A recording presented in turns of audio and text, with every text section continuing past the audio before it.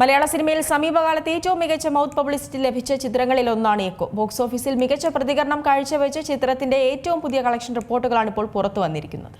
കലാമൂല്യമുള്ളൊരു ചിത്രം മികച്ച വാണിജ്യ വിജയം കൂടെ നേടുന്ന കാഴ്ചയാണ് കഴിഞ്ഞ വർഷം പുറത്തിറങ്ങിയ കിഷ്കിന്ധകാണ്ഡം സമ്മാനിച്ചത്. ഈ ചിത്രത്തിന് ശേഷം ദിൻജിത്ത് അയ്യത്താൻ, ബാഹുൽ രമേശ് കൂട്ടുകെട്ടിലെത്തിയ എക്കോ എന്ന സിനിമ തിയേറ്ററുകളിലേക്ക് എത്തിയപ്പോൾ പ്രേക്ഷകർ ഇരുകൈകളും നീട്ടിയാണ് സ്വീകരിച്ചത്. പ്രതീക്ഷകൾക്കൊത്ത ചിത്രം ഉയർന്നതോടെ തിയേറ്ററുകളിൽ വൻ വിജയമായിരിക്കുകയാണ് എക്കോ. യുവനിരയിലെ ശ്രദ്ധേയ നടൻ സന്ദീപ് പ്രദീപ് നായകനായി എത്തിയ ചിത്രം ബോക്സ് ഓഫീസിൽ മികച്ച മുന്നേറ്റം തന്നെയാണ് നടത്തുന്നത്. മൂന്നാം വാരത്തിൽ കളക്ഷൻ അടക്കമുള്ള പുതിയ റിലീസുകൾ എത്തിയിട്ടും ചിത്രം തിയേറ്ററുകളിൽ തുടരുന്നുണ്ട്. നിലവിൽ എക്കോയുടെ കളക്ഷനിൽ ഇടിവ് വന്നിട്ടുണ്ടെങ്കിലും ചിത്രം കാണാൻ ഇപ്പോഴും പ്രേക്ഷകർ തിയേറ്ററുകളിലേക്ക് എത്തുകയാണ്. നവംബർ 21 റിലീസ് ചെയ്ത ചിത്രം റിലീസ് ദിനത്തിൽ 80 ലക്ഷം ഇന്ത്യൻ നെറ്റ് കളക്ഷൻ നേടിയിരുന്നു. പിന്നാലെ രണ്ടാം ദിനം 1.85 കോടിയിലേക്കും മൂന്നാം ദിനം 3.05 കോടിയിലേക്കും കളക്ഷൻ കുതിച്ചുകയറുന്ന കാഴ്ചയാണ് കണ്ടത്. ബോക്സ് ഓഫീസിൽ കുതിപ്പ് തുടരുന്ന ചിത്രത്തിന്റെ ഏറ്റവും പുതിയ കളക്ഷൻ റിപ്പോർട്ടുകളാണ് ഇപ്പോൾ പുറത്തെത്തിയിരിക്കുന്നത്. കണക്കുകൾ പ്രകാരം 16 ദിവസങ്ങൾ കൊണ്ട് 21.4 കോടിയാണ് ചിത്രം ഇന്ത്യയിൽ നിന്ന് നേടിയ നെറ്റ് കളക്ഷൻ. 25.25 കോടി രൂപയാണ് സിനിമയുടെ ഗ്രോസ് കളക്ഷൻ. 15.5 കോടി രൂപ വിദേശ മാർക്കറ്റുകളിൽ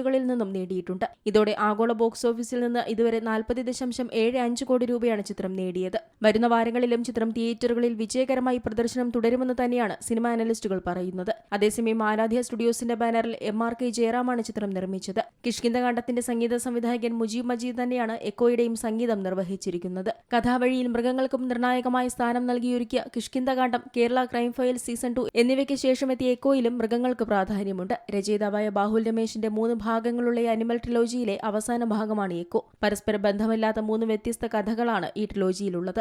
entertainment desk, Zee Malayalam news. ഏറ്റവും പുതിയ വാർത്തകളും വിശേഷങ്ങളും വിരൽ തുമ്പിലറിയാൻ സീ മലയാളം ന്യൂസ് എല്ലാ ഡിജിറ്റൽ പ്ലാറ്റ്ഫോമുകളിലും ലഭ്യം.